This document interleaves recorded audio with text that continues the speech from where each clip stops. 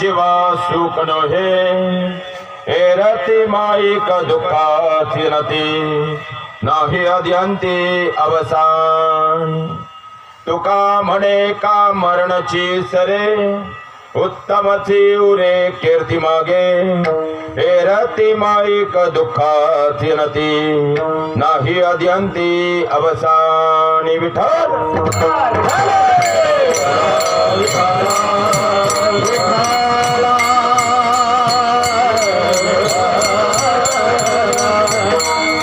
नमो विठ्ठला राजया पांडुरंगा नमो रुक्मिणी माऊलीच्या नदंगा नमो पुंडलिका नमो चंद्रभागा नमस्कार माझा रुक्मिणी पांडुरंगा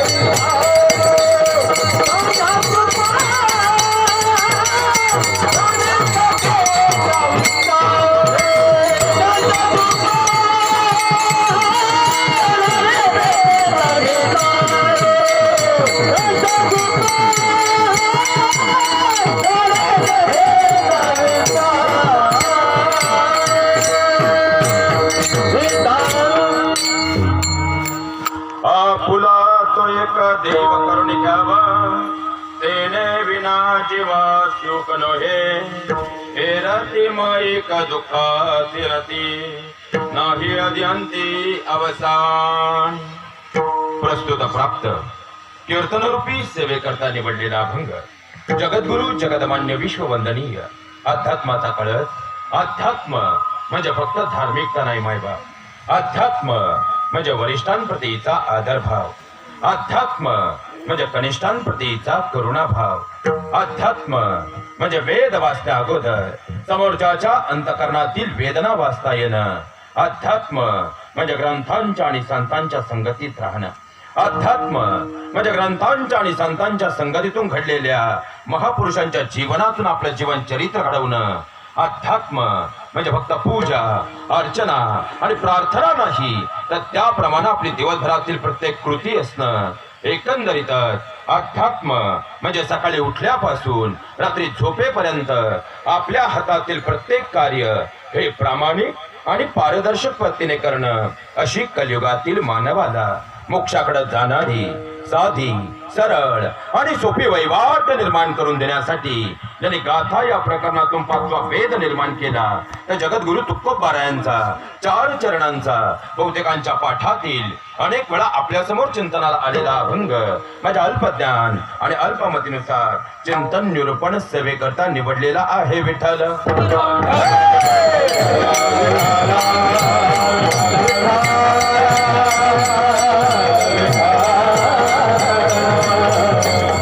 या अभंगावर माझ्या अल्पमतीनुसार चिंतनरूपी सेवा प्रस्तावित करत असताना प्रस्तावना द्यायची ती अशी. खरं तर आज प्रस्तावना देत असतानाही अंतकरण जड झाल्याशिवाय राहत नाही. कारण 1 वर्षांपूर्वी आईंचं आपल्यातून झालेलं जाणं हे कदापि शब्दांमध्ये व्यक्त होणार नाही. कारण लक्षात घ्या महाराज, मराठी व्याकरण शास्त्र आधारे आम्ही जगाच्या पाठीवर कितीही प्रगती साधली तर प्रत्येक शब्दाचे समास आणि विग्रह निघतील. पण या जगाच्या पाठीवर 2 शब्द असे आहेत ज्या शब्दांचा कधी समास आणि विग्रह निघत नाही. कारण ते शब्द नाही तर ते भाव असतात आणि ते शब्दभाव म्हणजे आई आणि बाबा असतात. खऱ्या अर्थानं जर पाहिला गेलं तर लेकरं अत्यंत लहान असताना बाबांचं झालेलं जाणं आणि तदनंतर 1 वर्षापूर्वी आईंचं झालेलं जाणं हे कदापि शब्दांमध्ये व्यक्त होणारच नाही. कारण घरात आईच असणं म्हणजे काय असतं? अहो, दुपारी 12ची निरंती उन्हाची वेळ असावी आणि सूर्याच्या किरणांमध्ये घामाच्या थेंबांमध्ये हा देह ओलाचिंब व्हावा. त्यावेळी त्याच रस्त्यानं चालत असताना एखाद्या वटवृक्षाच्या छायेची म्हणजे सावलीची आस आपल्या अंतकरणात निर्माण व्हावी आणि त्या वटवृक्षाच्या छायेत जावं. त्यानंतर मनाला होणारा आनंद म्हणजेच घरात वडिलांच्या असण्याचा आनंद असतो, आईच्या असण्याचा आनंद असतो. पण त्या दुपारची 12ची निरंती उन्हाची वेळ असावी आणि सूर्याच्या किरणांमध्ये घामाच्या थेंबांमध्ये हा देह ओलाचिंब व्हावा. त्यावेळी त्याच रस्त्यानं जात असताना त्याच वटवृक्षाच्या छायेची म्हणजे सावलीची आस आपल्या अंतकरणात निर्माण व्हावी. मात्र त्या ठिकाणी जाऊन पाहावं, नेमकंच त्यावेळी तो वटवृक्ष मात्र उन्मळून कोसळून खाली पडलेला असावा. त्यानंतर मनाला होणारं दुःख म्हणजेच घरातून आईच्या जाण्याचं दुःख असतं. ते शब्दांमध्ये कधी व्यक्त होणार नाही. पण कली काळावर सत्ता प्रस्थापित करेल असं कोणतं यंत्र तंत्र आणि मंत्र आज तरी या मृत्यू लोकात अवगत नाही. त्यामुळे आपल्याला जड अंतकरणानं का होईना पण वस्तुस्थिती स्वीकारणं अनिवार्य आहे. आणि त्याच अनुषंगानं हिंदू धर्मशास्त्राद्वारे जे 16 संस्कार सांगितलेले आहेत, या 16 संस्कारामध्ये 16वा संस्कार म्हणजे अंत्यसंस्कार आणि अंत्यसंस्कारामध्येही गरुड पुराण स्कंद क्रमांक 6 आधारे जर आपण पाहिलं तर हिंदू धर्मशास्त्रानं जी 16 श्राद्ध सांगितलेली आहेत, या 16 श्राद्धांमध्ये अत्यंत महत्वाचं असणारं 15व्या क्रमांकाचं धर्मशास्त्र आधारे श्राद्ध म्हणजे प्रथम पुण्यस्मरण प्रथम वर्ष श्राद्ध विधीच्या निमित्तानं दादा आपण सर्वांच्या प्रेमातून या ठिकाणी येण्याचा योग आला. आपल्या सर्वांचे मनपूर्वक ऋण व्यक्त करतो. आता बसलेल्या जाणकारांच्या मनामध्ये सुरुवातीला एक प्रश्न असाही निर्माण झाला असेल की महाराज, तुम्ही बोलताना आता असा उल्लेख केला की हिंदू धर्मशास्त्रानं आम्हाला एकूण 16 श्राद्ध सांगितलेली आहेत. मग ही 16 श्राद्ध नेमकी कोणती आहेत? आता विषय निघालाच आहे तर सुरुवातीला अवघ्या 10 मिनिटांमध्ये आपण पहिल्यांदा ही 16 श्राद्ध समजून घेऊयात. कारण हिंदू धर्मशास्त्र असं सांगतं की ह्या देहातील प्राण निघून गेल्यानंतर हिंदू धर्मशास्त्र आधारे पुढच्या 3.5 तासापर्यंत या देहाला अग्निडाग देता येत नाही. मग महाराज याचं काही धर्मशास्त्रीय धर्मसंमत कारण आहे का? नक्कीच आहे. काय कारण आहे? तर हिंदू धर्मशास्त्र आम्हाला असं सांगतं की या मृत्यू लोकापासून स्वर्गापर्यंत जे अंतर आहे ते किलोमीटर या मापकामध्ये आम्हाला हिंदू धर्मशास्त्रानं 99 लाख किलोमीटर सांगण्यात आलेलं आहे. आणि स्वर्गातून आलेल्या यमदूतांना या देहातील जो देह पंचमहाभूत आणि 12 तत्व असा एकूण 17 तत्वांचा बनलेला आहे, या देहातील ही 17 तत्व या देहापासून विलग करून स्वर्गापर्यंत म्हणजे 99 लाख किलोमीटर दूरपर्यंत घेऊन जाण्याचा जो कालखंड आहे तोही आम्हाला गरुड पुराणा आधारे 4 घटिकांचा सांगण्यात आलेला आहे. आता घटिका हे प्रकरण आम्हाला समजून घ्यायचं असेल तर आम्हाला गणितशास्त्राचा अभ्यास करावा लागेल. कारण गणितशास्त्रामध्ये घटिका नावाचं एक स्वतंत्र प्रकरण येतं आणि एक घटिका म्हणजे गणितशास्त्र अन्वये आम्हाला 24 मिनिटांचा कालखंड सांगण्यात आलेला आहे. स्वर्गातून आलेल्या यमदूतांना या देहातील 17 तत्व या देहापासून विलग करून स्वर्गापर्यंत घेऊन जाण्याचा कालखंड किती घटिकांचा आहे? बोलत चला. 4 घटिकांचा. आणि एक घटिका म्हणजे 24 मिनिट. 24 गुणिले 4 किती झाले? 96 मिनिट. आणि हिंदू धर्मशास्त्र असं सांगतं ती चेतना स्वर्गापर्यंत पोहोचल्यानंतर तात्काळ व्हेरिफिकेशन होऊन पुन्हा माघारी येण्याचा जो कालखंड आहे तोही आम्हाला गरुड पुराणा आधारे 4 घटिकांचा सांगण्यात आलेला आहे. म्हणजे हे 96 मिनिट आणि पुन्हा परावर्तित होणारे 96 मिनिट, 96 अधिक 96 म्हणजे घटिका यंत्रानुसार 192 मिनिटांचा कालखंड म्हणजे 3.25 तासांचा कालखंड या देहातील चेतना स्वर्गापर्यंत पोहोचण्यात आणि पुन्हा माघारी येण्यासाठी लागतो. म्हणून हिंदू धर्मशास्त्र असं सांगतं की या देहातील प्राण निघून गेल्यानंतर पुढच्या 3.5 तासापर्यंत या देहाला अग्निडाग देता येत नाही. आता महाराज विषय निघालाच आहे तर आपण तो पूर्णत्वाने समजून घेऊयात. त्यानंतर हा देह आंघोळीला बाहेर घेतला जातो आणि आंघोळ झाल्यानंतर जाणकार मंडळी आपण जर बारकाईनं पाहिलं तर आपल्याकडं कमरेला उपप्रावरण बांधलं जातं. ज्याला संस्कृत मध्ये शब्द आहे उपप्रावरण, ज्याला आपण आपल्या खऱ्या अर्थानं पुणे जिल्हा आंबेगाव तालुक्यानुसार उपरणं असं म्हणतो. आणि ते उपरणं कमरेला बांधल्यानंतर आता इथून जर आपण सरळ पुढे नांदेड हिंगोली पट्ट्यामध्ये गेलो तर त्या ठिकाणी त्या उपप्रावरणाच्या म्हणजे उपरण्याच्या उजव्या बाजूला त्या ठिकाणी पुरी भाजीचा नैवेद्य बांधला जातो. आपण जर परभणी गंगाखेड या भागामध्ये गेलो त्या ठिकाणी ज्वारी बांधली जाते. आपण जर इकडे मलकापूर बुलढाणा जालना भागामध्ये गेलो त्या ठिकाणी बाजरीची भाकरी बांधली जाते. आपण जर जळगाव खानदेश पट्ट्यामध्ये गेलो त्या ठिकाणी 7 प्रकारचं कच्चं धान्य बांधलं जातं. आणि आपण जर आपल्या पुणे जिल्ह्यामध्ये आलो तर आपल्याकडे भात म्हणजे तांदूळ बांधले जातात. आणि ते तांदूळ त्या उपरण्याच्या उजव्या बाजूला बांधल्यानंतर आपण पहिल्यांदा एका ठिकाणी थांबतो. त्याला काय म्हणतात? विसावा. खरं तर तो नसतो विसावा. खांदेकरांना खांदे बदलायला 2 मिनिटं वेळ मिळावा म्हणून असतो तो विसावा.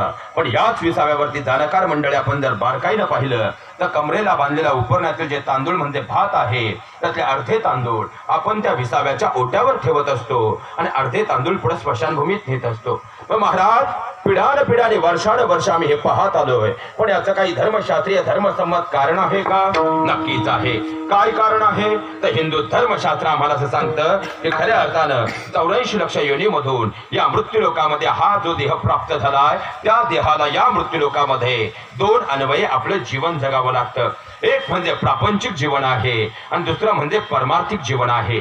या मृत्यूलोकामध्ये प्रपंचात आम्ही जे काही कमवलंय ते आम्ही आमच्या मागच्या पिढ्यांना ठेवून जात असतो आणि परमार्थिक क्षेत्रात जे काही कमवलंय ते पुण्य राशी म्हणून आम्ही आमच्या सोबत पुढे नेत असतो. खऱ्या अर्थानं तांदूळ हे आमच्या प्रपंचाचे प्रतीक आहे म्हणून आमचा प्रपंच आम्ही विसाव्याच्या ओट्यावर ठेवून पुढे जात असतो.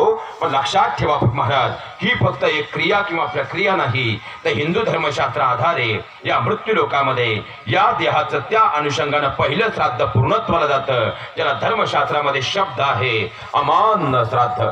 आता अमान्य या शब्दाचा मराठी व्याकरण शास्त्रातून आपण विग्रह केला तर आम म्हणजे कच्च आणि अन्न म्हणजे धान्य.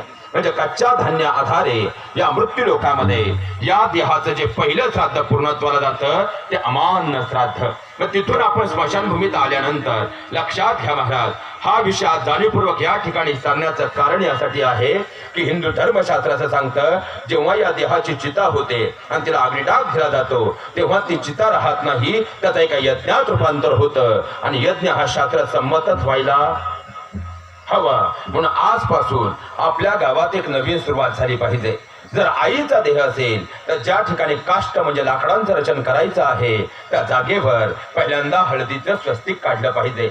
आणि जर वडिलांचा देह असेल तर ज्या ठिकाणी काष्ट म्हणजे लाकडांचं रचन करायचं आहे त्या जागेवर पहिल्यांदा कुंकवाचं स्वस्तिक काढलं पाहिजे. कारण स्वस्तिक काढल्याशिवाय हिंदू धर्मशास्त्र कोणत्याही यज्ञाला परवानगी देत नाही. म्हणून आईचा देह असेल तर हळदीचं आणि वडिलांचा देह असेल तर कुंकवाचं स्वस्तिक काढलं पाहिजे.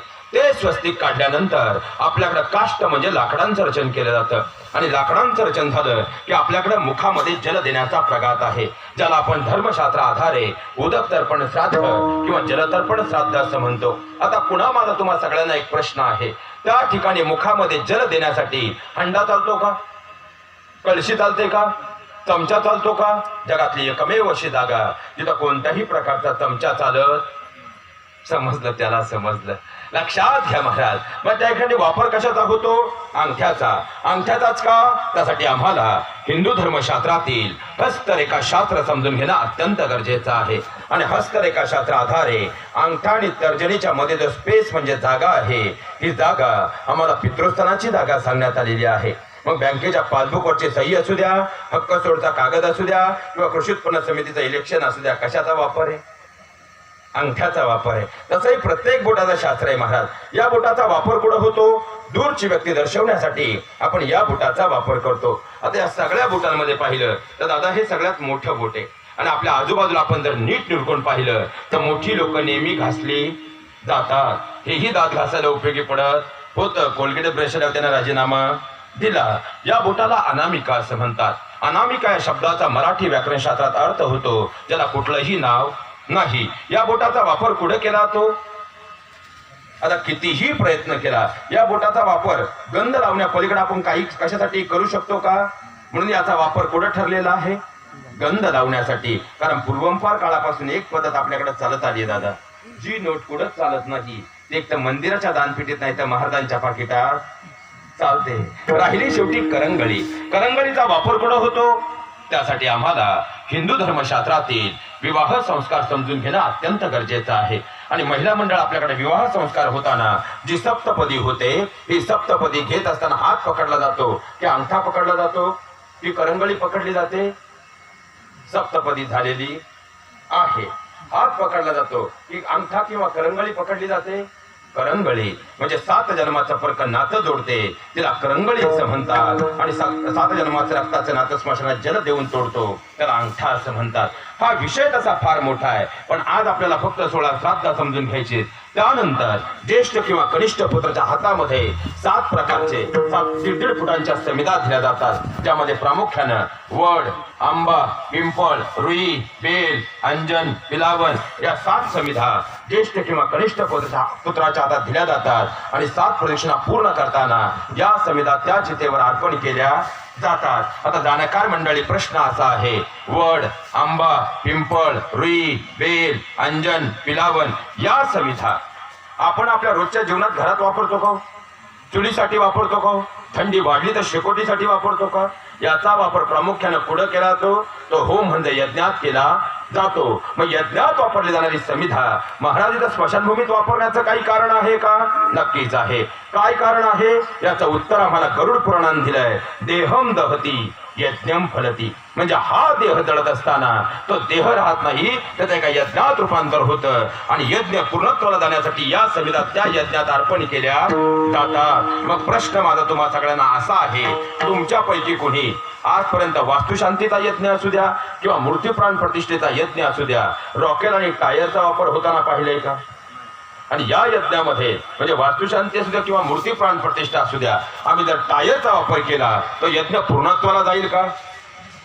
मग जर स्मशानभूमीत आम्ही खऱ्या अर्थाने रॉकेल आणि टायरचा वापर करत असू तर या देहाचा यज्ञ पूर्णत्वाला जाईल का? म्हणून आजपासून आईला खऱ्या अर्थाने ग्रामस्थांतर्फे कोणती श्रद्धांजली व्हायची असेल तर आजपासून आपल्या गावात रॉकेल आणि टायरचा वापर पूर्णतः बंद झाला पाहिजे. आता लक्षात घ्या, तिथून आपण घरी आल्यानंतर आपल्याकडे दिवा लावला जातो. आणि इकडल्या पट्ट्यामध्ये मला वाटतं एक शब्द आहे, कडूघास काढणे, ज्याला धर्मशास्त्रामध्ये शब्द आहे अन्नवयीन श्राद्ध. अन्नवयीन श्राद्ध झालं की दुसऱ्या दिवशी असतं, त्याला म्हणतात ब्रह्मवयीन श्राद्ध. तिसऱ्या दिवशी आपण हस्तिसंचयन करतो, त्याला धर्मशास्त्रामध्ये शब्द आहे हस्तसंचयन श्राद्ध. त्यानंतर येतं ते केशार्पण श्राद्ध, त्यानंतर येतं ते हृदयपूर्वक श्राद्ध, त्यानंतर येतं ते नाभीपूर्वक श्राद्ध, त्यानंतर येतं ते प्रेमपूर्वक श्राद्ध, आणि मग 10व्या दिवशी येतं ते म्हणजे दशपिंड श्राद्ध. आता हे 10 आधीचे 2 की झाले 12. त्यानंतर 13व्या दिवशी येतं ते म्हणजे 13वीचं श्राद्ध. 13वीचं श्राद्ध पूर्ण झालं की दर महिन्याला 11 महिन्यापर्यंत येतं ते म्हणजे मासिक श्राद्ध.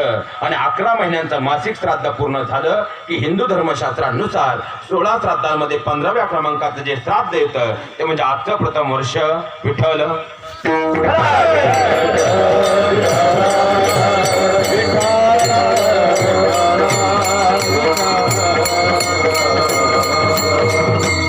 आणि आईंच्या प्रथम पुण्यस्मरण विधीच्या निमित्तानं कुटुंबाच्या प्रेमातून या ठिकाणी येण्याचा योग आला.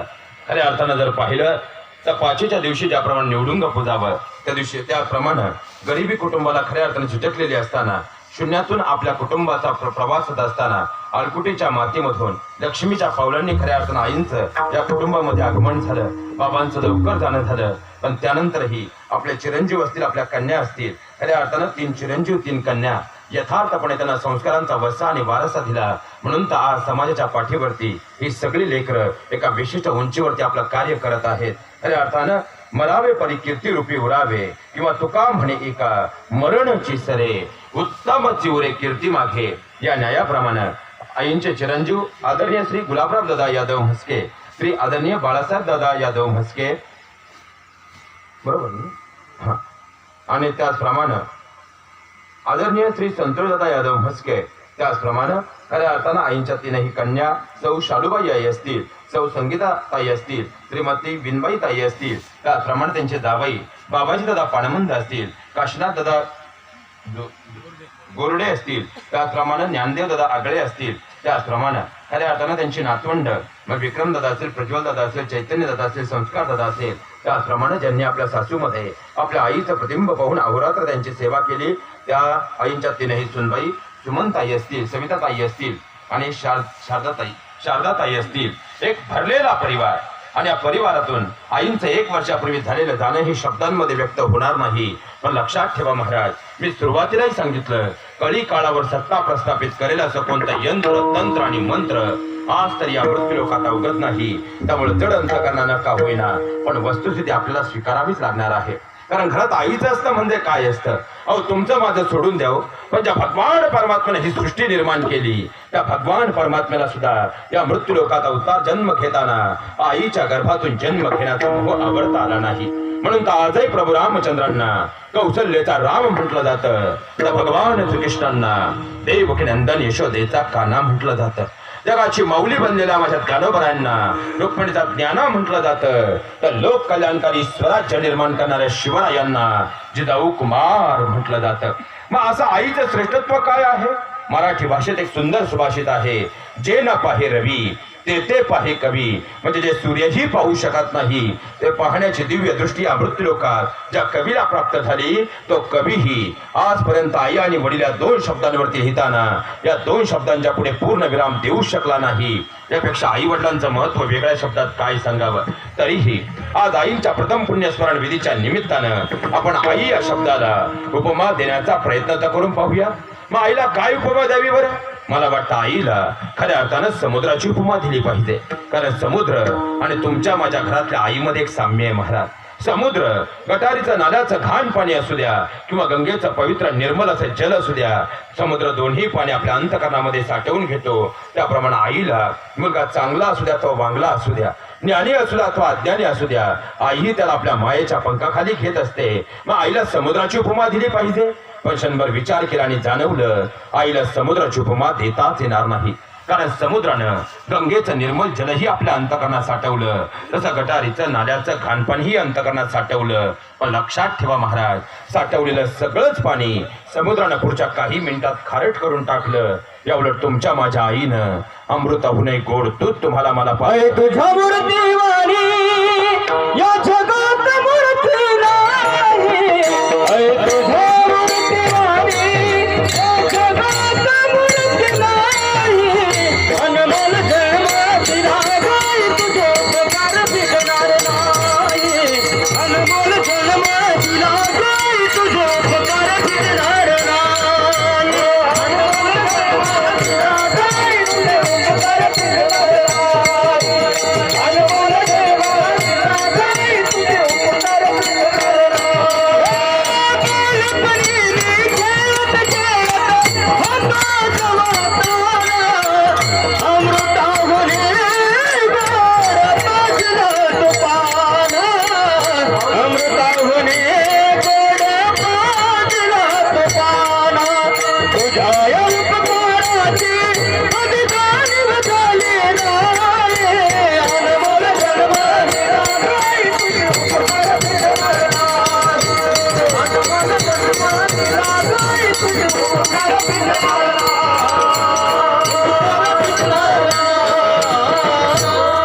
लक्षात घ्या महाराज, जगाच्या पाठीवर कष्टाच्या बळावरती या जगातील अशक्य गोष्ट आम्ही शक्य करू शकू. पण जिथं साक्षात भगवान परमात्मा मात्या पिढ्याच्या ऋणातून उतराई होऊ शकला नाही, ते तुमच्या माझ्यासारखा सामान्य जीव तो काय आहे? मग आईला समुद्राची उपमा देताच येणार नाही. ठीक आहे, मग महाराज आईला सूर्याची उपमा दिली तर? कारण सूर्य आणि तुमच्या माझ्या घरातल्या आईमध्ये सुद्धा एक साम्य आहे महाराज. जगात जेव्हा अंधकार दाटलेला असतो तेव्हा जगाला प्रकाशमान करण्याचं काम सूर्य करत असतो. आणि तुमच्या माझ्या जीवनात ज्ञानाचा प्रकाश दिला आहे ते म्हणजे आपली आई आहे.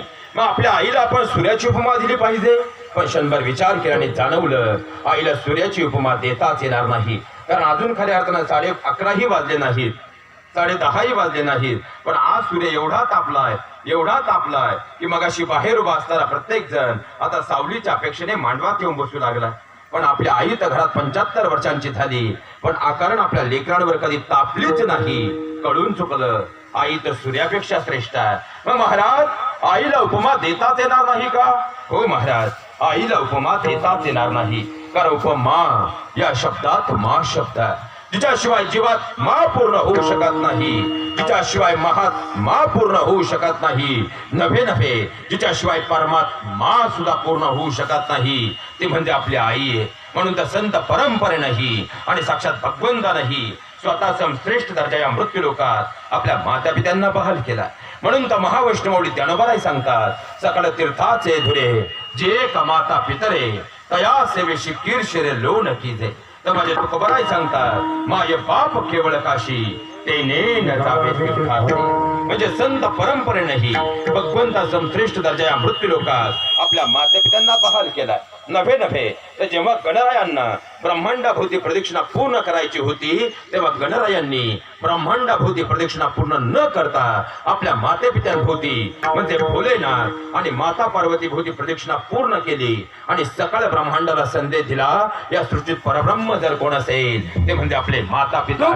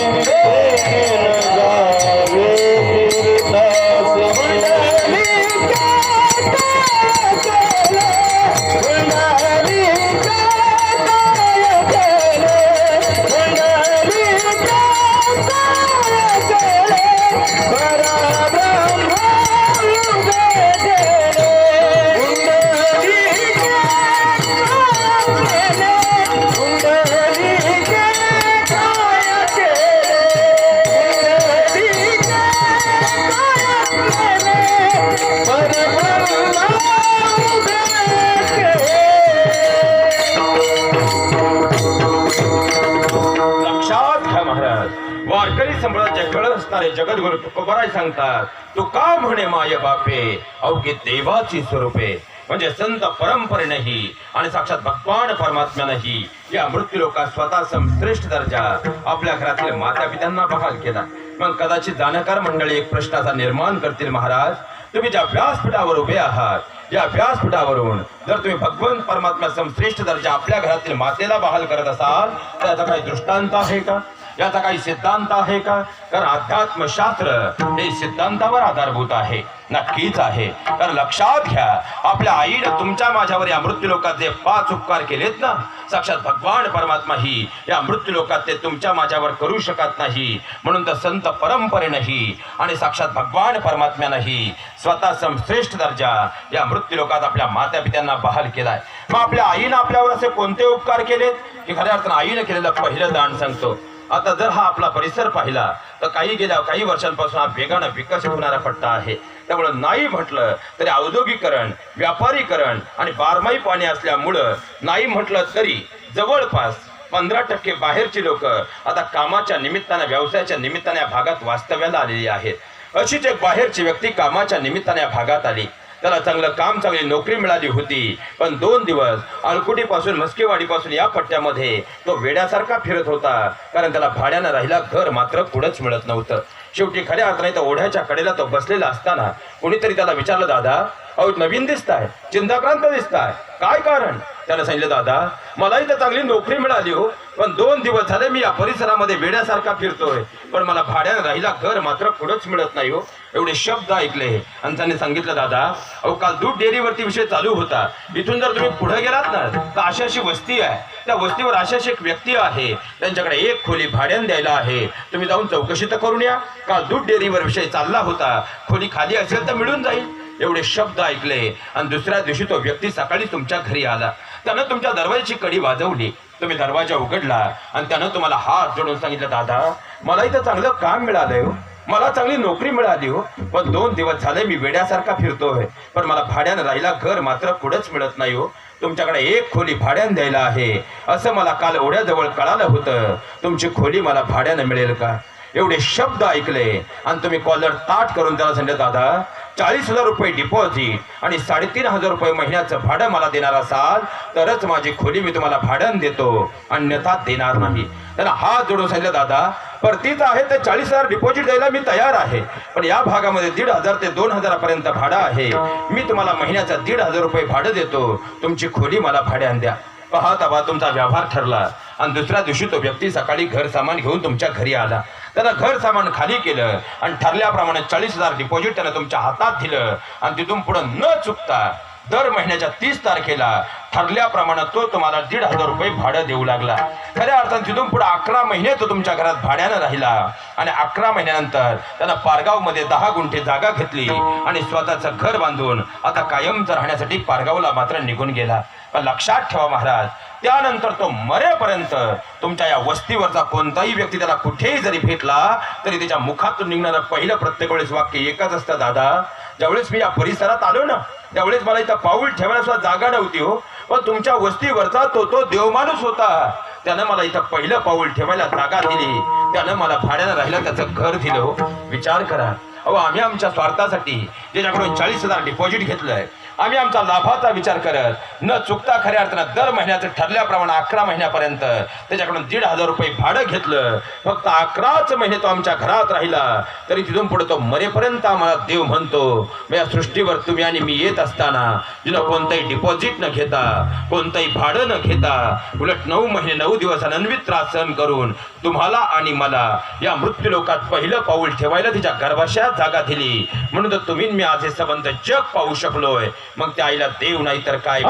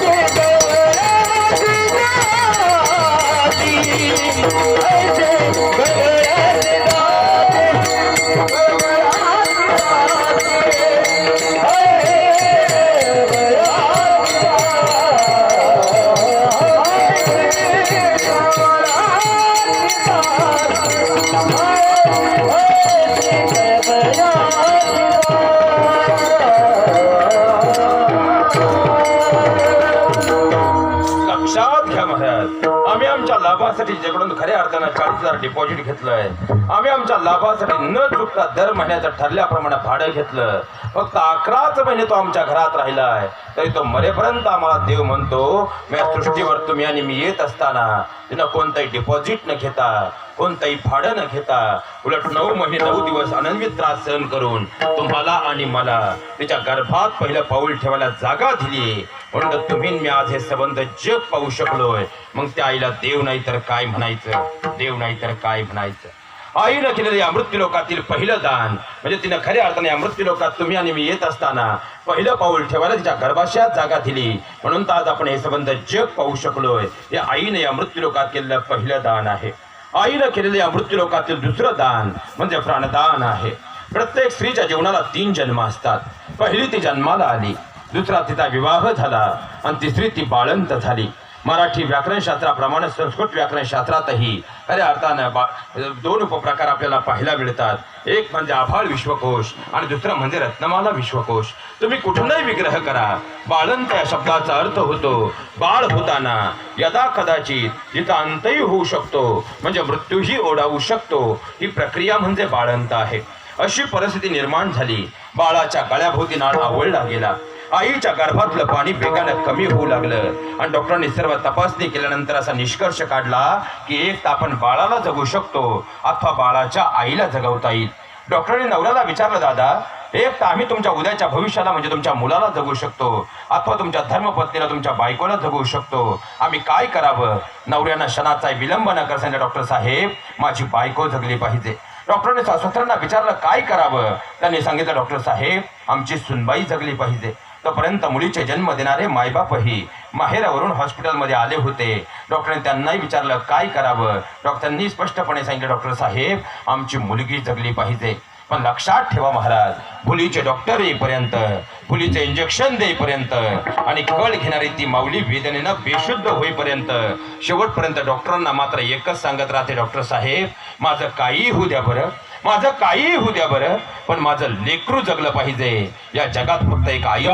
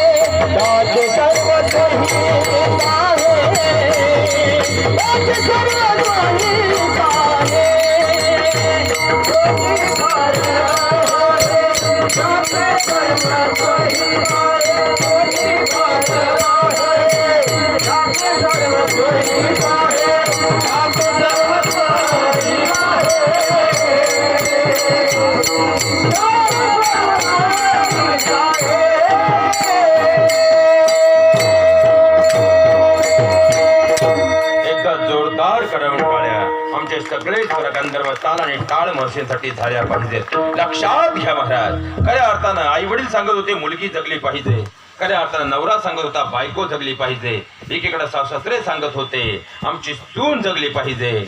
पण खऱ्या अर्थानं बेशुद्ध होईपर्यंत वेदना ती माऊली मात्र सांगत होती, डॉक्टर साहेब माझं काहीही झालं तरी चालेल पण माझं लेकरू जगलं पाहिजे. या जगात फक्त एक आईच करू शकते, एक आईच करू शकते. अहो याही पुढे जाऊन सांगेल, महिला मंडळ बाळ जन्माला येईपर्यंत आपल्याकडे 9 महिने 9 दिवसांचा कालखंड जातो. या 9 महिने 9 दिवसांच्या काळात आपल्याकडे साधारणपणे 4 सोनोग्राफी केल्या जातात. आणि या 4 सोनोग्राफींमध्ये 7व्या महिन्याच्या अगोदर तुम्ही रोज जरी सोनोग्राफी केली तरी बाळाच्या हृदयाचे ठोके हे 7व्या महिन्याच्या अगोदरच्या कोणत्याही सोनोग्राफी सम्यकपणे मोजता येत नाहीत. बाळाच्या हृदयाचे ठोके हे 7व्या महिन्याच्या सोनोग्राफीतच तपासले जातात आणि त्यानंतर डॉक्टर असं सांगतात काळजी करायचं कुठलंही कारण नाही, बाळाच्या हृदयाचे ठोके अत्यंत व्यवस्थित आहे.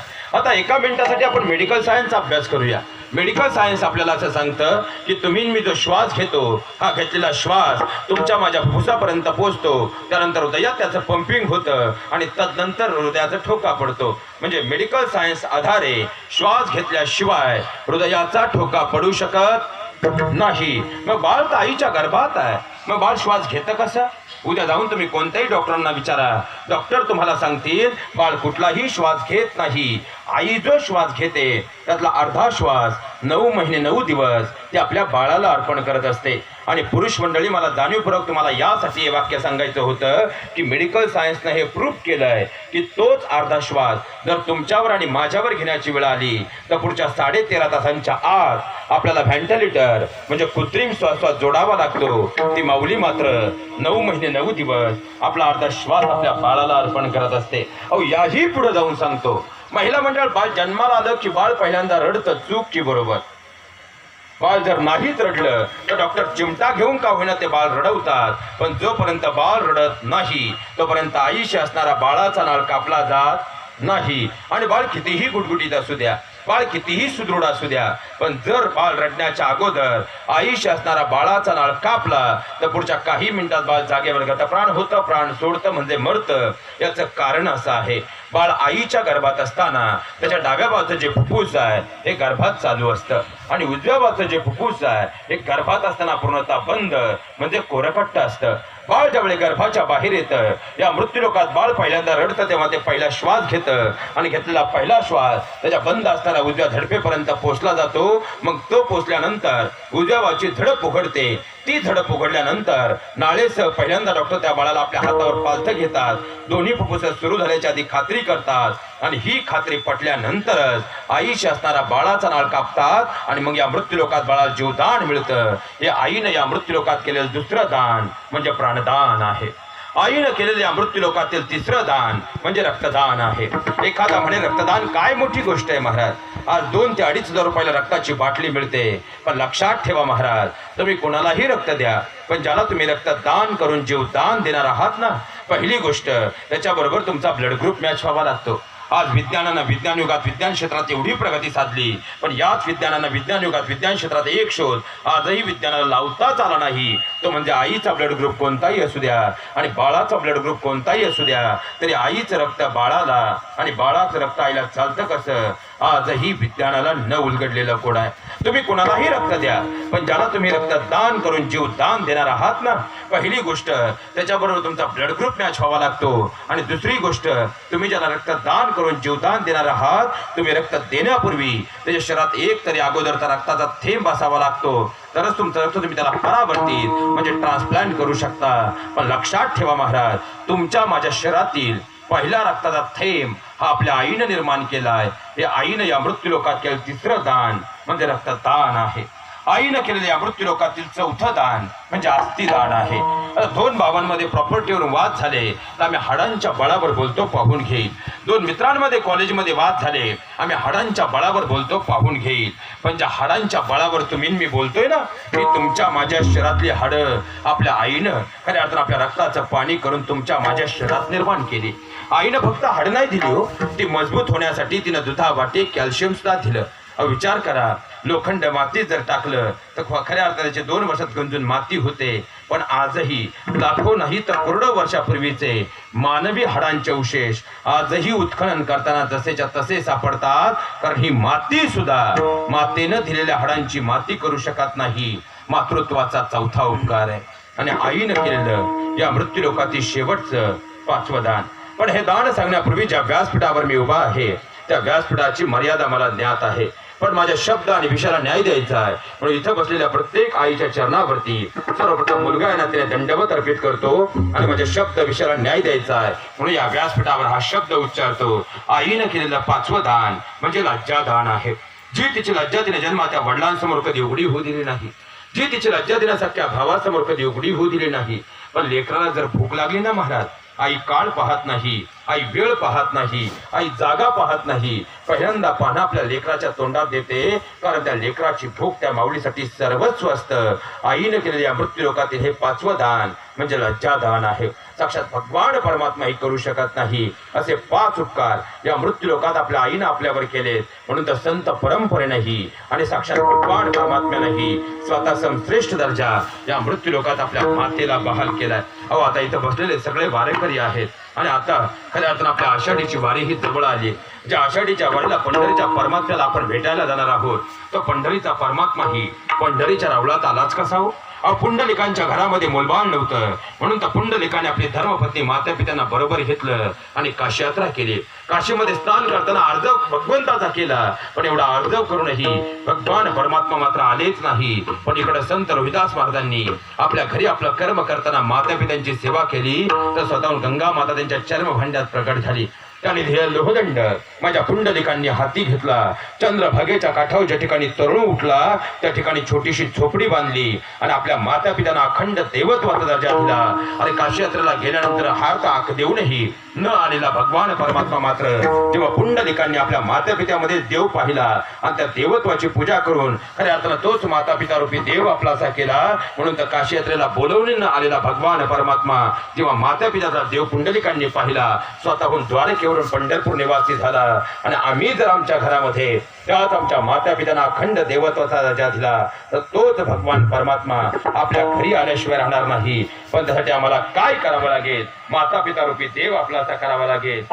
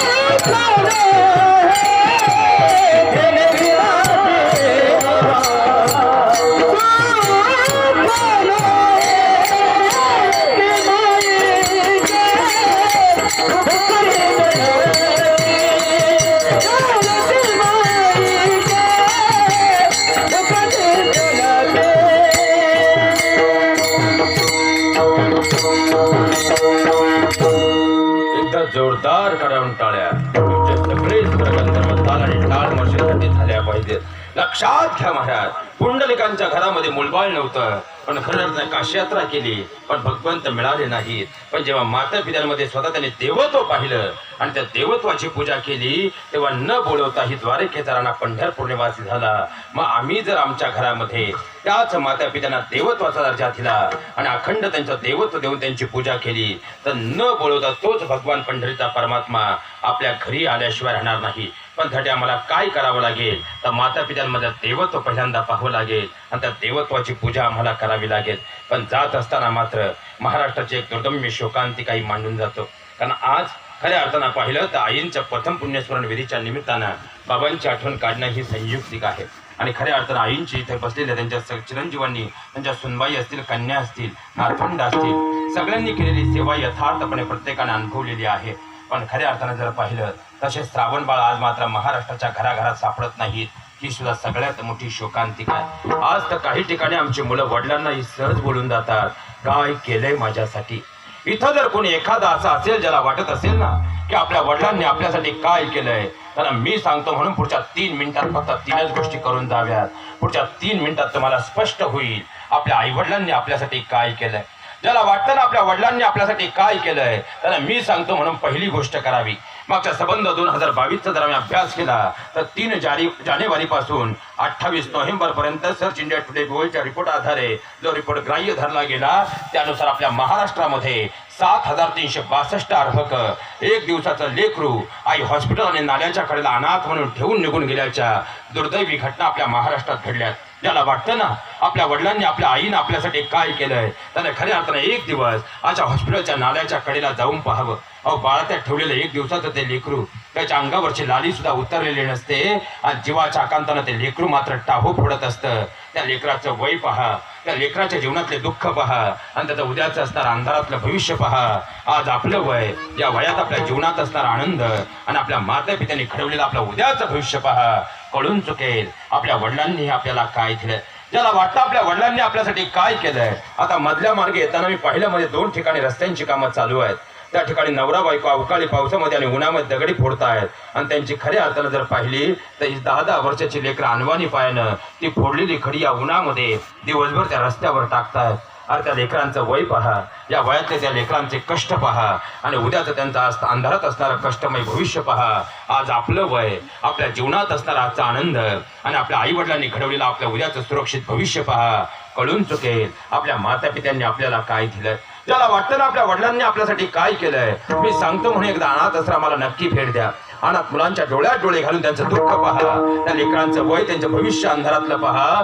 आज आपलं वय, या वयात असणारा आपल्या जीवनातला आनंद आणि आपल्या मातापित्यांनी घडवलेलं आपलं उद्याचं भविष्य पहा. क्षणात कळून चुकेल आपल्या मातापित्यांनी रक्ताचं पाणी करून आपल्याला काय दिलंय. महाराज, आता इथं बसल्यापैकी जर कुणाच्या घरात मुलीचं लग्न असेल ना, किंवा मागच्या वर्षी इथं बसल्यापैकी जर कुणाच्या घरात मुलीचं लग्न झाले असेल तर लक्षात ठेवा, इथं सगळे शेतकरी आहेत. आमचा शेतकरी बाप कितीही श्रीमंत असू द्या, त्याच्या शेतीचा सातबारा कितीही मोठा असू द्या, पण लेकीचं जर लग्न करायचं म्हटलं तर आमच्या शेतकरी बापाला सोसायटीचा बिनव्याजी कर्ज, संस्थेचं जामीनकी कर्ज आणि बँकेमध्ये जमिनीचं मॉर्गेज केल्याशिवाय माझ्या शेतकरी बापाच्या घरातल्या मुलीचं लग्न सुद्धा होत नाही. ही सगळ्यात मोठी वास्तवता.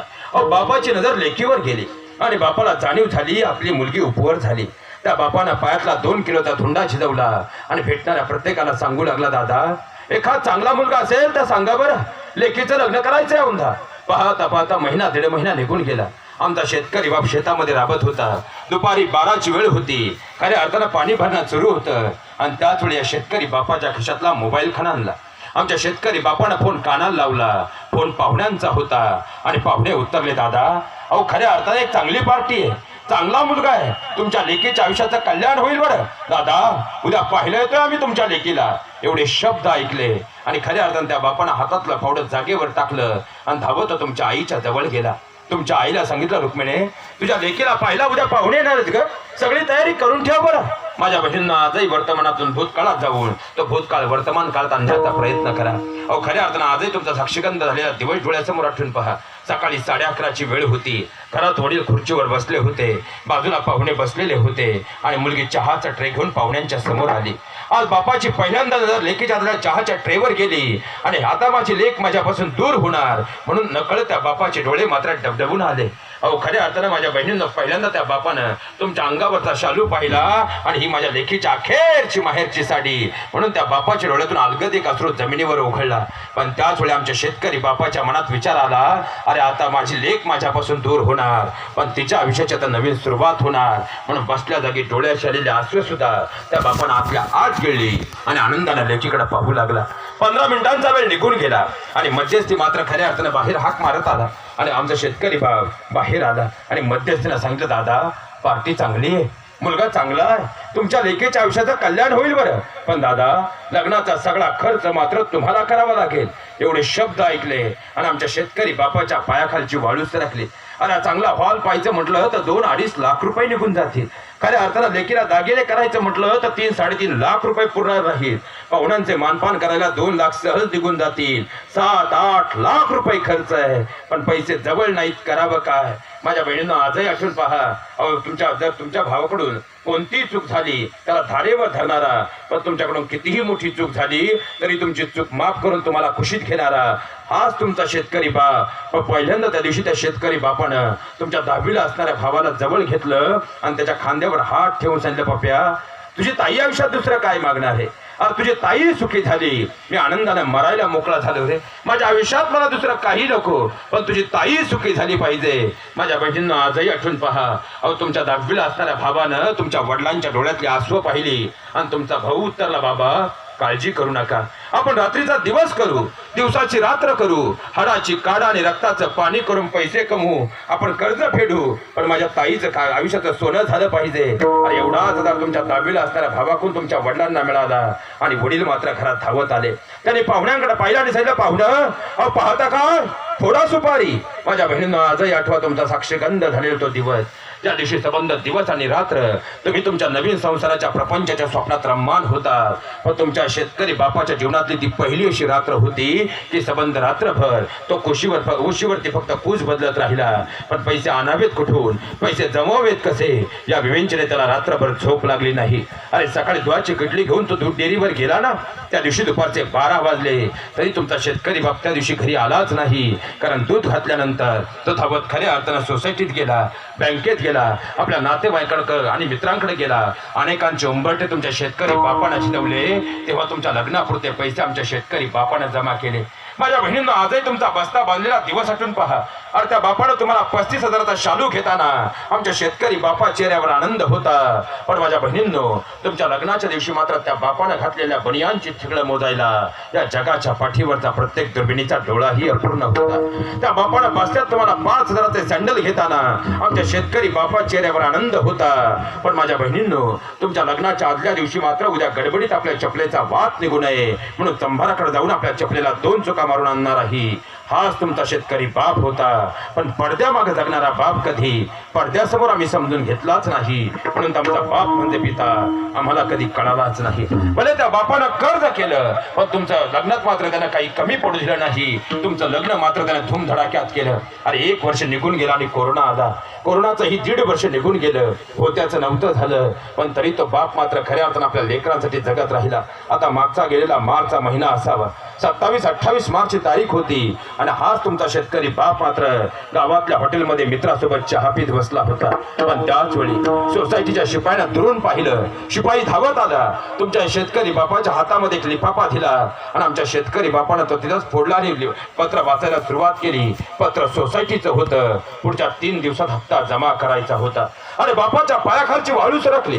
जवळ तर पैसे नाहीत, कारखान्याचं बिल अजून आलं नाही, पैसे आगावेत कुठून. माझ्या बहिणीनं त्याही दिवशी विचार करा, आमचा शेतकरी बाप दुपारी 12ची वेळ होती पण घरी नाही आला. तिथून धावत तो मित्रांकडे गेला, पाहुण्यांकडे गेला. अनेकांच्या पायावर त्या बापानं डोकं टेकवलं. तेव्हा सोसायटीच्या हप्त्यापुरते पैसे त्या बापानं कुठून तरी जमा केले. आणि दुसऱ्या दिवशी सकाळी तो सोसायटीत गेला ना, सोसायटीच्या चेअरमन साहेबांना हात जोडून सांगितलं, चेअरमन साहेब नव्याचं जुनं करून घ्या बरं, पैसे आले की सगळं भरून टाकेल. एवढंच आमचा बाप बोलला. भरलेल्या पैशाची पावती घेतली आणि सोसायटीची एक पायरी तो बाप उतरू लागला. अरे 3च पायऱ्या आमचा बाप उतरला आणि त्याच्या खिशातला मोबाईल खणानला. आमच्या शेतकरी बापानं फोन कानाला लावला. फोन जावयाचा होता आणि जावई उत्तरला, मामा अभिनंदन, तुम्ही बाबा होणार आहात. अरे शेतकरी बापाला काय आनंद झाला, माझं लेकरू बाळतपणाला येणार आहे, माझी लेक बाळतपणाला येणार आहे, म्हणून धावत धावत तुमच्या घरी जाऊन तुमच्या आईला सांगावं म्हणून त्या बापानं गाडीला चावी लावली आणि तो वेगानं तुमच्या घराकडे निघाला. पण माझ्या बहिणींनो, तुमचं माझं घर म्हणजे गावापासून 1-1.5 किलोमीटर दूर असणार. हाच तुमचा शेतकरी बाप गावातल्या चौकात आला आणि अचानक त्या बापाचा पाय मात्र गाडीच्या ब्रेकवर गेला आणि उजवा हात खिशावर आला. तो बाप विचार करू लागला, अरे आता तर 4 ठिकाणी कुठून तरी खऱ्या अर्थानं पैसे जमा केले, तेव्हा खऱ्या अर्थानं सोसायटीचा हप्ता भरला, माझं लेकरू बाळतपणाला येणार आहे.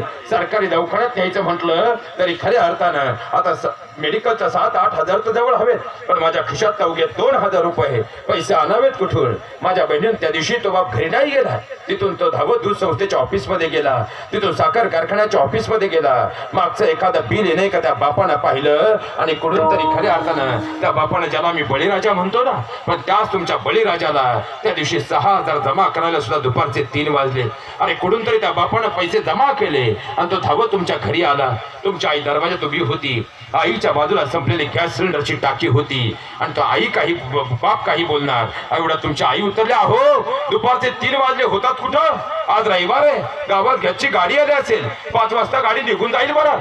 जा लवकर घ्यास घेऊन या. माझ्या बहिणींना आजही आठवून पहा, त्या दिवशी तुमच्या या शेतकरी बापानं एक वेळ तुमच्या आईकडे पाहिलं, दुसऱ्या वेळी संपलेल्या गॅस सिलेंडरच्या टाकीकडे पाहिलं आणि तिसऱ्या वेळी बाजूला पडलेल्या सरपणाकडे बोर्ड दाखवून सांगितलं, आजपासून ते सरपण जाळ, जोपर्यंत माझ्या लेकराचं बाळतपण सुखरूप होणार नाही, तुझी गॅसची टाकी सुद्धा मी आणणार नाही. माझ्या बहिणींना आजही तुमच्या बाळतपणाचे माहेरचे 2 महिने आठवून पहा. तुम्ही तुमच्या माहेरी बाळतपणासाठी 2 महिने होता. आई चुलीवर स्वयंपाक करत होती, बाप शेतामध्ये राबत होता, पण त्याच वेळी मात्र दुखलं खुपलं तर आई कुशीत घेत होती. म्हणून तर आई तुम्हाला मायेचा सागर वाटत होती. बाप शेतात राबत होता. दुपारी 12 वाजता घरी आला की हात धुताना एकच विचारायचा, बाळा तब्येत बरी आहे ना, आणि पुन्हा आपल्या शेताकडे निघून जायचा. जगानं दुरून तो बाप पाहिला, जगाला तो बाप निष्ठुर वाटला. पण माझ्या बहिणींनो, त्या दिवशी तुम्ही सगळे झोपल्यानंतर रात्रीच्या 12 वाजता मात्र त्या 2 महिन्याच्या काळात हाच तुमचा शेतकरी बाप डोक्याखालची उशी तोंडात घालत होता आणि हमसून हमसून रडून देवाला सांगत होता, देवा अरे खऱ्या अर्थानं माझं आयुष्य माझ्या लेकीला दे, पण माझ्या लेकराचं बाळपण सुखरूप होऊ दे. पण तो बाप अंधारात रडला, म्हणून तर जगाला कधी कळलं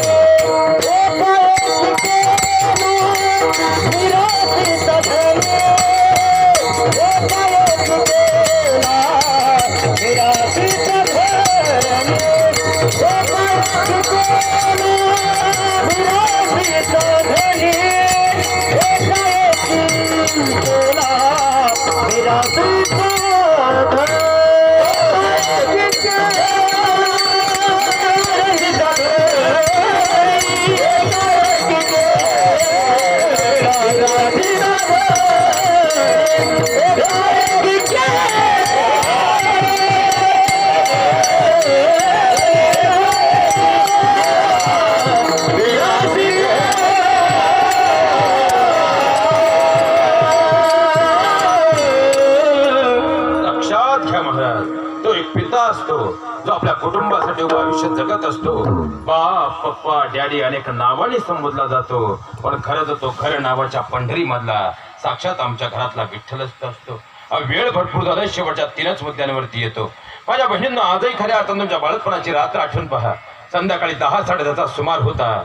आई बाहेरच्या दालनात धावत आली. आईने तुमच्या नवऱ्याला हलवलं, तिच्या नवऱ्याला हलवलं. हो उठा, गुड्डीचं पोट दुखतंय हो. तुमचा बाप चढदिशी उठला. सायकल असेल मोटरसायकल असेल त्यानं घेतली आणि तो गावापर्यंत आला. माझ्या बहिणी, तुमचं माझं गाव म्हणजे आडबाजूला असणार. संध्याकाळी 10 नंतर स्मशान शांत होणार. दवाखाना बंद होता. आमच्या शेतकरी बापानं दरवाजावर थाप टाकली, डॉक्टर साहेब उठा उठा, डॉक्टर साहेब उठा, पोरीचं पोट दुखतंय हो. 10 मिनिटाचा वेळ निघून गेला आणि डॉक्टरांनी दरवाजा उघडला. आमच्या शेतकरी बापानं हात जोडून सांगितले, डॉक्टर साहेब फक्त 10 मिनिटं बरं. असा माघारी जातो आणि लेकीला घेऊन येतो. बाप माघारी आला. तुम्हाला तुमच्या आईला बरोबर घेतलं आणि बाप मात्र दवाखान्यात आला. अरे उपिडीच्या आत जाताना मुलीला वेदनेची किंचाळी आली. ती किंचाळी आईनं ऐकली. आईच्या डोळ्यातून खळखळ अश्रू उकळले.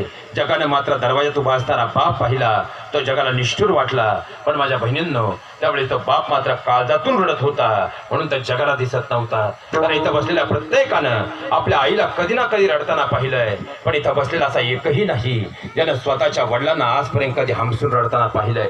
अरे हा बाप रडला नाही असं नाही, पण आईला जसे डोळे डोळ्यांच्या जागेवर दिलेत ना, तसे माझ्या शेतकरी बापालाही डोळे डोळ्यांच्या जागेवर दिलेत. पण भगवंताला रडायची परवानगी जशी डोळ्यातून आईला दिली, त्याप्रमाणे माझ्या शेतकरी बापाला डोळ्यातून रडायची परवानगी भगवंतानं दिलीच नाही. कारण खऱ्या अर्थानं स्वतःची आई गेली. अहो, खांद्यावर तिरडी होती, पण तरी त्या बापाच्या डोळ्यात पाणी नव्हतं का? कारण त्याला आपल्या बहिणींचा आधार व्हायचं होतं. अरे स्वतःचा बाप गेला, खांद्यावर तिरडी आली, पण तरी त्या बापाच्या डोळ्यात पाणी नव्हतं का? कारण त्याला आपल्या भावंडांचा आधार व्हायचं होतं. स्वतःची बायको तारुण्यात गेली, तरी त्याच्या डोळ्यातून पाणी आलं नाही का? कारण त्याला कुटुंबाचा कणा व्हायचं होतं. अरे आईला दुःख झालं तर आई डोळ्यातून रडून मोकळी होते, पण बापाला रडावं मात्र काळजातून लागतं, म्हणून त्याचे अश्रू कोणाला दिसत नाही. म्हणून त्या जगाच्या पाठीवर बाप मायेचा सागर असं कधी कुणीच म्हणत नाही. माझ्या बहिणींना आजही बाळपणाची रात्र आठवून पहा. सकाळी 5:30चा सुमार होता. तुम्ही शुद्धीवर आलात ना. तुमच्या डाव्या बाजूला तुमचं गोंडस लेकरू होतं आणि उजव्या बाजूला तुमची आई त्या ठिकाणी खुर्चीवर बसलेली होती. पाहता 7 वाजेपर्यंत तुमचा नवरा पेढा आणि बर्फीचा बॉक्स घेऊन आला होता. 11 वाजेपर्यंत तुमची बहीण तुम्हाला भेटायला आली होती. दुपारी 1:30 वाजेपर्यंत तुमचे सासरे दवाखान्यात होते. पण एक व्यक्ती असा होता ज्याचं दर्शन तुम्ही बाळंत झाल्यानंतर तुम्हाला 7 तासानंतर झालं, आणि तो म्हणजे तुमचा शेतकरी बाप होता. कारण येणारा प्रत्येक जण तुमच्या तोंडात पेढा आणि बर्फी घालत होता. पण त्याच हॉस्पिटलच्या तुमच्या सिदरचे 35,000 भरल्याशिवाय तुम्हाला डिस्चार्ज मिळणार नव्हता. म्हणून त्या भर उन्हामध्ये तो बाप मात्र अनवाणी पायानं अनेकांचे उंबरटे चितवत होता. अरे अनेकांच्या पायावर त्याने डोकं टेकवलं, तेव्हा कुठून तरी त्याने हप्त्या तुमच्या खऱ्या अर्थानं सिदर पुरते पैसे जमा केले आणि तो धावत हॉस्पिटलमध्ये आला ना. तर आईला त्याबद्दल काही माहित नव्हतं. अहो, तिला सांगितलं, अहो कुठं होता, तुम्हाला कळालं, तुम्ही बाप झालात. माझ्या बहिणींनो, कधीच नाही. पण त्या दिवशी तो बाप मात्र हमसून रडला. यासाठी नाही रडला की देवा, अरे 5% पैसे आणलेत, 1 महिन्यात द्यायचे, म्हणून त्या बापाच्या डोळ्यात एकही अश्रू नव्हता हो. पण देवा, तुझे लाख उपकार झाले, माझ्या लेकराचं बाळंतपण सुखरूप झालं, म्हणून त्या बापाच्या डोळ्यातून उघडले ते आनंद अश्रू होते. पण ते आनंद अश्रू आम्ही मागे फिरून ओपिटीतून पाहिलेच नाही. आमचा बाप म्हणजे पिता आम्हाला कधी कळालाच नाही. माझ्या बहिणीनं आजही तुमच्या लग्नाची आदली रात्र आठवून पहा. तुमच्या अनेक मैत्रिणी तुमच्या घरी आल्या होत्या. हातावर मेहंदी काढायचं काम चालू होतं. मैत्रिणींच्या गरड्यामध्ये तुमच्या हातावरती मेहंदी आणि प्रपंचाची स्वप्न रेखाटत होती. पण त्याच वेळी आतल्या खोलीतून तुमच्या आईची नजर तुमच्यावर गेली आणि एकाच वेळी हजारो विंचवाने तिच्या काळजाला दंख करावा अशा यातनांचं काहूर तुमच्या आईच्या अंतकरणात निर्माण झालं. ती धावत धावत तुमच्या जवळ आली. तिला तुमच्या मैत्रिणींचा गरडा बाजूला केला आणि तुमच्या गळ्यात पडून 10 मोकलून रडू लागली. ती आई तुम्हाला सांगत होती, बाळा, माझ्या जगण्याचा आधार तू, बाळा, माझ्या जगण्याचा श्वास तू. पण लेकरा, उद्यापासून या घराचा वासा तुला दिसणार नाही बाळा. उद्यापासून माझ्या शेजारची उशी पोरकी होईल बाळा. उद्यापासून माझं लेकरू माझा कायमचं परक होईल बाळा. आणि ती आई तुमच्या गळ्यात पडून लहान लेकरासारखा हंबरडा पडून रडू लागली. माझ्या बहिणींना जीवनात पहिल्यांदा खऱ्या अर्थानं तुमच्या हातावर काढलेल्या मेहंदीवर त्या दिवशी साखर पाणी लावायची गरज पडलीच नाही. कारण तुमच्या आईच्या डोळ्यातल्या अश्रूंनी तुमची मेहंदी त्या रात्री ओलीचिंब झाली होती. पण 20 मिनिटांचा वेळ निघून गेला आणि मग मात्र मुलीनं आईला विचारलं, आई, अगं उद्या मी जाणार, तुझ्या डोळ्यातले आसव थांबत नाही. पण बाबा, ते तर बाहेर मांडव डाळे बांधतायत ग, त्याला काहीच वाटत नाही का? आणि मुलगी धावत धावत वडिलांच्या जवळ आली. वडिलांचे खांदे घट्ट पकडल्याने विचारलं, बाबा, उद्या मी जाणार, तुम्हाला काहीच वाटत नाही? माझ्या बहिणींना आजही आठवून पहा. रात्री 10:30ची वेळ होती. त्या शेतकरी बापानं फक्त शांतपणे तुमच्या डोक्यावर हात ठेवला आणि सांगितलं, बाळा, जा लवकर, तुम्ही सगळे आवरून झोपून घ्या. उद्या सकाळी लवकर उठायचंय, संध्याकाळी वरात असेल, परवा जेजुरीला जाणं होईल. जागृतीमुळे पित्त होऊन आजारी पडशील बरं. जा लवकर, तुम्ही झोपून घ्या. एवढंच तो बाप बोलला आणि तिथून दिवशी बाजूला निघून गेला. पण खऱ्या अर्थानं मुली आज जाऊन झोपल्या. पण त्या रात्री सबंध रात्रभर तुमच्या घराच्या मागच्या भिंतीला टेकून गुडघ्यात डोकं घालून, माझं काळीज माझ्यापासून कायमचं परक होणार. पण पहाटेच्या 6 वाजेपर्यंत हमसून रडलेला बाप मात्र आम्ही अंधारात जाऊन घराच्या मागच्या भिंतीकडे पाहिलाच नाही. आमचा बाप म्हणजे पिता आम्हाला कधी कळालाच नाही. माझ्या बहिणींना आजही तुम्ही तुमच्या माहेरी फोन करता. तुमच्या माहेरी फोन केला की वडिलांच्या हातामध्ये मोबाईल असतो, वडील फक्त तुमचं नाव वाचतात पण तुमच्याशी एकही शब्द न बोलता फक्त हिरवं बटन दाबून तुमच्या आईकडे फोन देतात. आणि खऱ्या अर्थानं तुमच्या आईला तुमचा प्रत्येक वेळेस फोन केल्यावर एकच प्रश्न असतो, आई अगं बाबा कुठे आहे? त्यांना नाही बोलायचं. आणि ठरल्याप्रमाणे तुमची आई तुम्हाला एकच उत्तर देते, तुला आता माहिती ना बाळा ते कधी फोन बोलतात, पण फोन ठेवल्याबरोबर कसं आहे माझं सोनूलं हे विचारणारा तो पिता असतो. आणि खऱ्या अर्थानं आभाळासारखी माया देणारी आपली आई असते.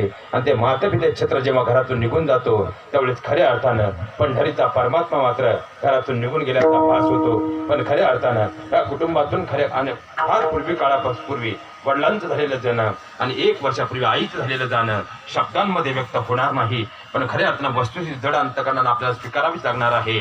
त्यामुळे दयाघना परमेश्वरला एकच विनंती करेल, हे दयाघना परमेश्वरा, वाटीभर दूध मागणाऱ्या उपमनुला तू समुद्र भरून दूध दिलंस, वडिलांची मांडी मागणाऱ्या ध्रुवाला तू अढळस्थान दिलं. खऱ्या अर्थानं त्याप्रमाणे आईनं तुझ्या चरणावरती अखंड अशी जागा दे ही भगवान परमात्म्याच्या नावे या ठिकाणी प्रार्थना करतो. एकदा प्रेमानं भजन करूया.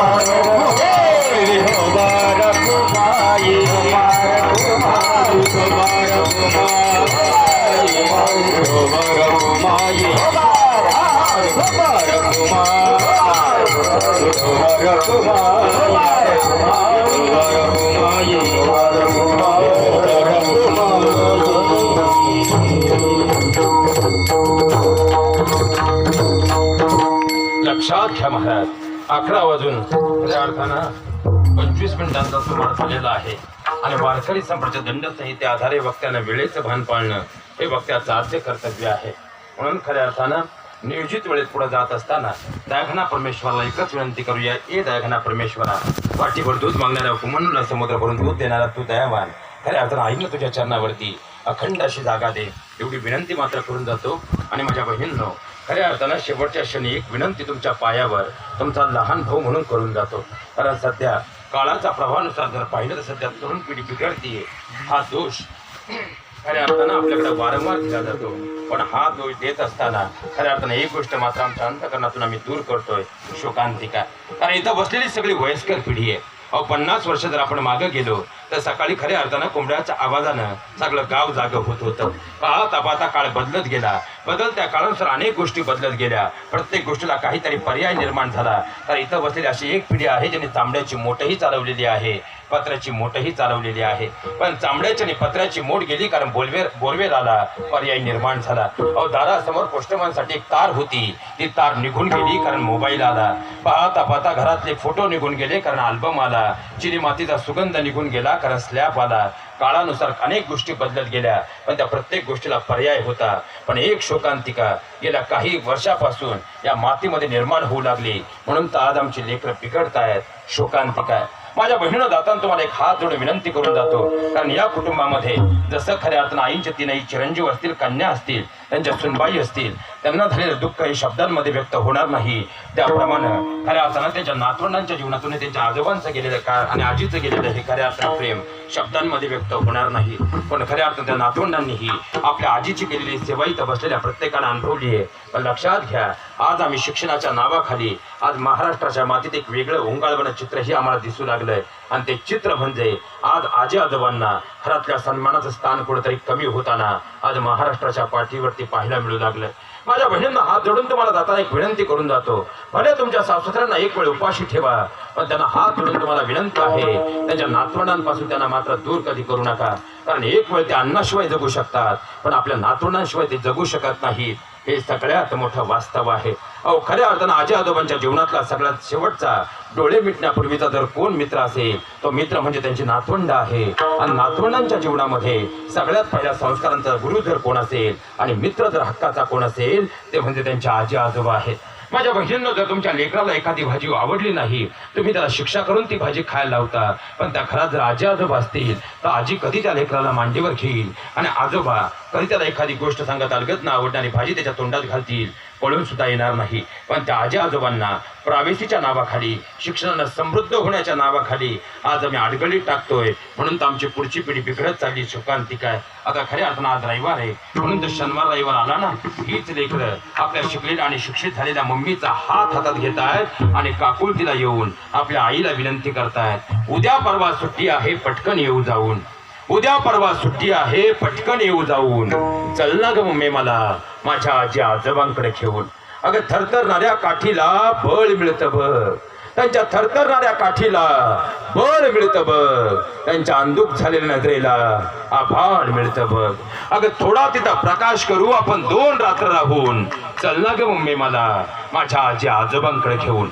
अगं त्यांच्या खरबरीत झालेल्या हातानं निघतात म्हणती खाकर, त्यांच्या खरबरीत झालेल्या हातानं निघतात म्हणती खाकर, पण त्याच हातांनी जगवलीत ना ग आजपर्यंत कितीतरी पाखरं.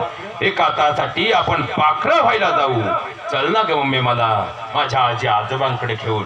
अगं खऱ्या अर्थानं हीच आपली दिवाळी समज जाणं आणि येणं, हीच आपली दिवाळी समज जाणं आणि येणं. कारण सिमेंट मध्ये रुतून बसलंय ग आता त्या गावचं बेणं. असं कोणतं झाड नसतं जे स्वतः मुळं टाकतं खाऊन. चल ना ग मम्मी मला माझ्या आजी आजोबांकडे घेऊन. अगं फोनवरती त्यांच्या खोकलण्याचा तुला आवाज येत नाही, अगं फोनवरती त्यांच्या खोकलण्याचा तुला आवाज येत नाही. हॅलो हॅलो म्हणत अलगत फोन कट करते, मला बाबांसोबत बोलायला सुद्धा देत नाही. अगं डोळे त्यांच्या आसुसलेत ग माझ्यासाठी हिरवा चष्मा लावून. चल ना ग मम्मी मला माझ्या आजी आजोबांकडे घेऊन. अगं गाडी नको आजोबांच्या पाठीवर मी खेळेन, गाडी नको आजोबांच्या पाठीवर मी खेळेन, नक्कीच तेव्हा त्या आत्म्याला खरा मोक्ष मिळेल. अगं चल ना ग त्या पंढरीला येऊ पवित्र होऊन.